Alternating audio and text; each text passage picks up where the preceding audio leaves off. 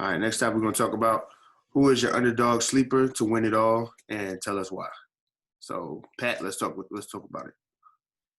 I said it last week, man. I'm gonna go ahead and say it again, bro. I'm going with the Sixers. Just look at that roster, man. I see Ben Simmons, Mike Scott, good vet. Got Glenn Robinson III, sleeping on. Josh Richardson. You got Shea Middleton, pretty decent scorer. You got Kurt Mines, good shooter. Kurt Mines, I think it is. You got Al Horford. You got Tobias Harris. You got Joel Embiid. And they got Alex Burke. I think the Sixers is a sleeper team, man. And they healthy. You know, they number one issue is being healthy. And I think Embiid had 2 months to get whatever injury he had under control. I feel like when it all boils down to it, the Sixers can be a tough team because they got some size, they got some youth mixed with some veterans, and they play pretty hard on defense when they actually buy into the system, bro. So my sleeper team, it would be the Sixers for sure. I said, who you got? It's probably gonna shock you a little bit, man. I normally don't root for this dude in the playoffs because he don't never show up. Uh-oh. But I think the Rockets, man. Oh Lord. Just because I like that pick up. I like that pick.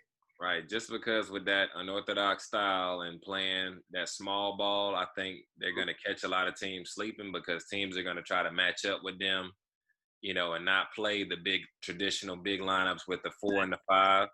Tony ball. Right, and I think that is that works to their advantage at some point because you get in that trap and you trying to run and gun with them instead of slowing the game down. Mm-hmm. And I think they can creep up on some teams and cause some problems, man.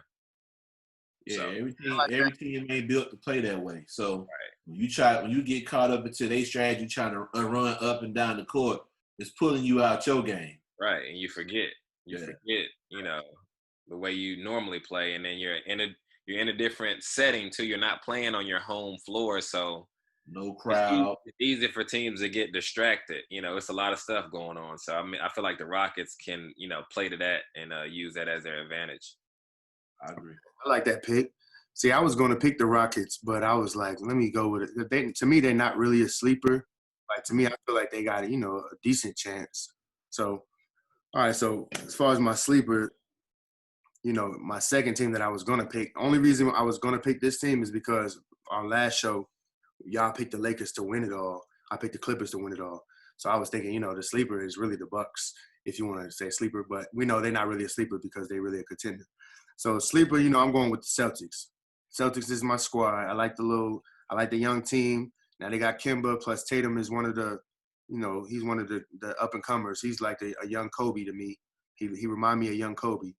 So plus with Hayward, Marcus Smart, Jaylen Brown, they just got a decent squad, and they got the young legs. So when it comes to everybody been resting and all these old legs been on ice, I like the youth in the situation. So Celtics is my sleeper team. I feel like they got a chance. They just can get past the Bucks or the Heat, you know, whichever one. Each of them is a problem.